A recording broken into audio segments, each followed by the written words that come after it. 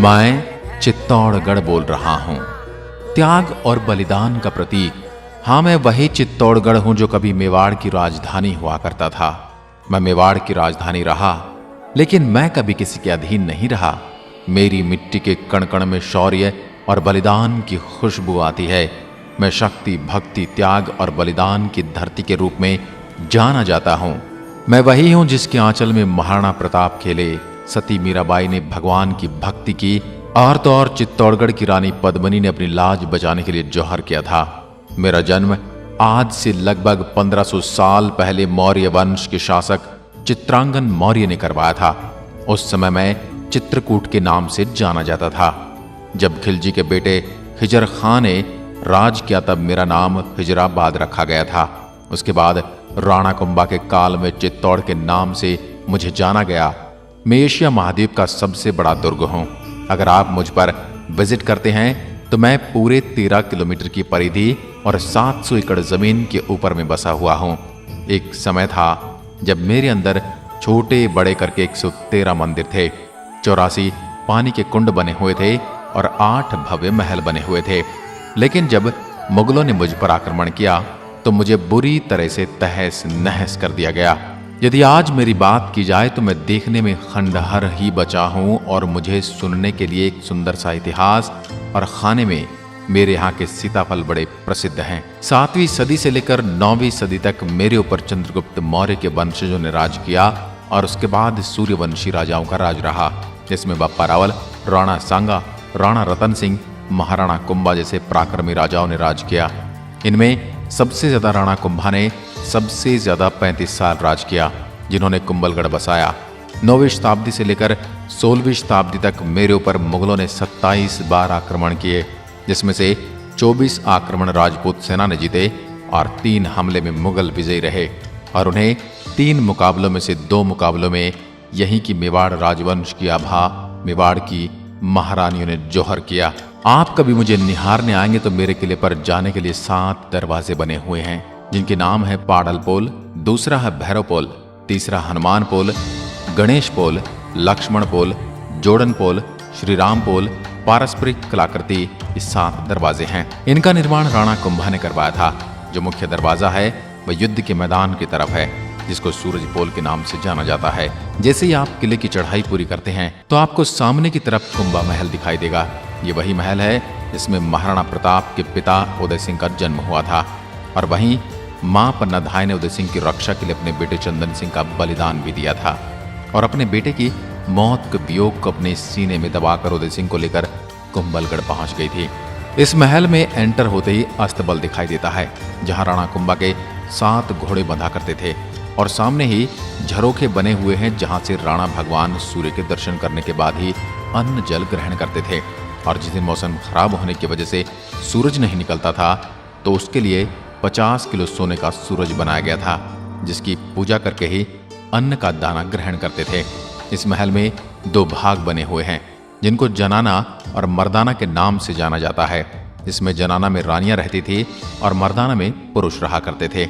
इसी महल में एक सुरंग बनी हुई है जो सीधा गोमुख कुंड में जाकर खुलती है, जहां से रानियां जाकर नहा कर आती थी। कुंभा महल से आगे जौहर स्थल के रूप में एक स्थान दिखाई देता है।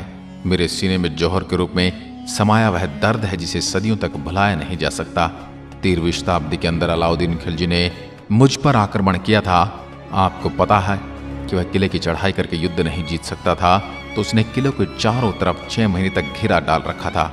बाहर से आने वाले राशन को उसने बंद कर दिया था। परिणाम स्वरूप मेरे अंदर रहने वाली जनता भूख प्यास से मरने लगी। जब यह खबर राणा रतन सिंह को लगी तो उन्होंने खिलजी से संधि करनी चाहिए, लेकिन खिलजी धोखे से उनको बंदी बना लेता है, जिसके बाद में गोरा बादल उन्हें छुड़ा लेते हैं। लेकिन राजपूत सेना ये युद्ध हार जाती है और उस समय मेवाड़ की महारानी पद्मिनी अपनी 16,000 सखियों, सहेलियों और दासियों के साथ में खुद को अग्नि कुंड के हवाले कर देती है और मेरी मिट्टी में समा जाती है। और उसके बाद में दूसरा जौहर हुआ 1534 के अंदर, जब बहादुर शाह ने आक्रमण किया। उस समय रानी कर्णावती ने 13,000 औरतों के साथ जौहर किया था। पहले एक कुंड की तरह था, लेकिन आज वहां मिट्टी डालकर गार्डन का रूप दे दिया गया है। सिर्फ एक हवन कुंड रखा है, जहां एक निश्चित दिन मेवाड़ के वर्तमान राजा आकर हवन करके जिन्होंने जोहर किया था उनकी आत्मा की शांति की प्रार्थना करते हैं। उसके बाद तीसरा आक्रमण अकबर ने किया था, वही अकबर जिसे आप द ग्रेट अकबर के नाम से जानते हैं। उस समय मेवाड़ के राजा थे महाराणा प्रताप के पिता उदय सिंह। उन्होंने चित्तौड़ का किला उनके सेनापति जयमल पत्ता के हाथों सौंप कर वहां से उदयपुर चले गए थे। उसी समय उन्होंने उदयपुर नगर बसाया था और जयमल पत्ता ने अकबर से लड़ाई करी और उसमें 8000 महिलाओं ने जौहर किया था। और इस युद्ध के बाद अकबर ने मेरी धरती पर जो रक्तपात मचाया था उसने आम जन को मार मार कर इस मिट्टी का रंग लाल कर दिया था। मैं इस दुर्दांत और इस आताताई राजा को कभी भूल नहीं सकता। जौहरकुंड के पास ही आपको विजय स्तंभ भी दिखेगा, जिसका निर्माण महाराणा कुंभा ने करवाया था। महाराणा कुंभा ने गुजरात और मालवा दोनों राज्यों को जीत लिया था। इसी की खुशी में उन्होंने विजय स्तंभ का निर्माण करवाया था। इसको बनने में पूरे 10 साल का समय लगा। उस समय इसको बनाने में 90 लाख का खर्च आया था। 122 फुट इसकी ऊंचाई है। इसके अंदर कुल 157 सीढ़ियां बनी हुई हैं और यह 9 मंजिला है और इसका आकार भोलेनाथ के डमरू के समान है। नीचे से 3 मंजिल चौड़ा है, बीच में 5 मंजिल संकरा है और ऊपर से 2 मंजिल फिर से चौड़ा है। मेरे राजस्थान पुलिस के बाएं हाथ पर इसी का सिंबल बना होता है। विजय स्तंभ के आसपास आपको टूटे फूटे खंडहर दिखेंगे। सब मेरे उस समय के मंदिर थे, जिनको अलाउद्दीन खिलजी ने रानी पद्मिनी के नहीं मिलने पर तोड़ दिया था और बाद के आक्रमणकारियों ने भी ऐसा।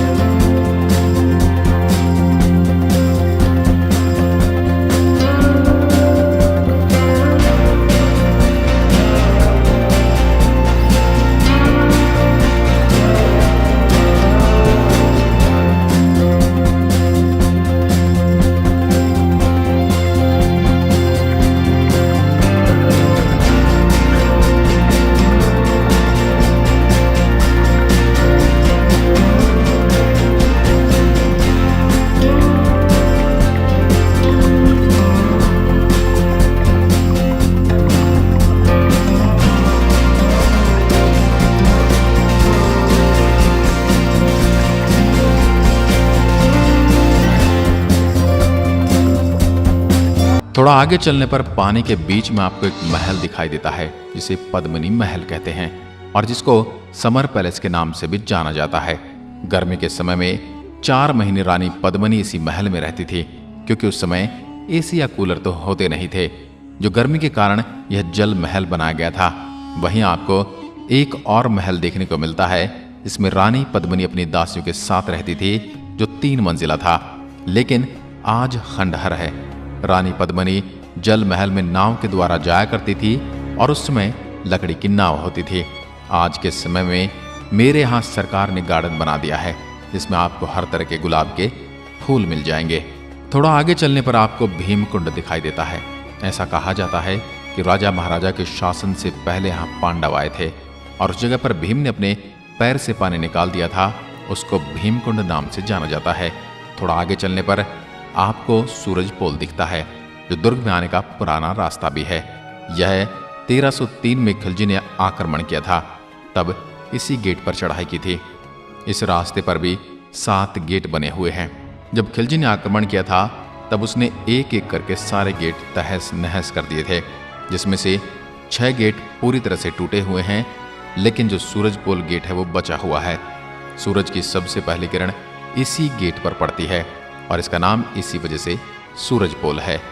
इसके सामने जो आपको खुला मैदान दिखता है वो मैदान हुआ करता था, लेकिन आज मेरे यहाँ कुछ बस्तियां बस गई हैं, जिस वजह से वहां लोग खेती करने लग गए हैं। आपको गेट पर कुछ बड़ी बड़ी कीलें लगी हुई दिखाई देती हैं, जिनको अंकुश कहा जाता है। जब आक्रमण किया जाता था तब हाथी को मदिरा पिलाकर पागल किया जाता था और उस गेट को तुड़वाया जाता था, लेकिन वह गेट को तोड़ न सके, इसी के लिए अंकुश लगाए जाते थे। अब आखिरी में आपको बताता हूं कि कैसे आप मुझ तक पहुंच सकते हैं। मैं भीलवाड़ा और उदयपुर के मध्य बसा हुआ हूं। मेरे सबसे निकटतम हवाई अड्डा डबोक एयरपोर्ट, जो कि उदयपुर में स्थित है, जहां से मेरी दूरी 90 किलोमीटर पड़ती है और आप ट्रेन से भी आसानी से पहुंच सकते हैं। चित्तौड़गढ़ अपने आप एक रेलवे जंक्शन है, जहां लगभग हर शहर से ट्रेन उपलब्ध हैं। अगर मैं मेरे स्थानीय लोगों के खान पान की बात करूं तो यहाँ का सबसे प्रसिद्ध खाना दाल बाटी चूरमा है, जो काफी लजीज भोजन होता है। और मेवाड़ के लोग अपनी मनोहार के लिए भी विश्व प्रसिद्ध हैं। यहाँ के उपयुक्त मौसम की बात करूं तो गर्मियों में यहाँ का मौसम बड़ा ही गर्म होता है और उस दौरान अधिकतम तापमान 44 डिग्री सेल्सियस तक जाता है। मानसून के दौरान रुक रुक कर होने वाली वर्षा के कारण हवा नम होती है। इस स्थान की यात्रा के लिए ठंड का मौसम सबसे उपयुक्त माना जाता है। तो ये थी मेरी आत्मकथा, जो त्याग, बलिदान और भक्ति से सराबोर है। मैं खुद को अत्यंत गौरवान्वित महसूस करता हूं कि मेरे पर उन शासकों ने राज किया जिन्होंने मुझे कभी दुश्मन के हाथों में नहीं सौंपा। दोस्तों, इसके बारे में आप क्या कहना चाहते हैं मेरी इस पावन मिट्टी को लेकर? अगर गलती से भी मेरे बारे में मैं कुछ भूल गया हूं तो मुझे कमेंट करके जरूर बताएं, और यदि आपको मेरी आत्मकथा पसंद आई है तो मुझे दूसरों तक भी पहुंचाएं। धन्यवाद। जय हिंद, जय भारत।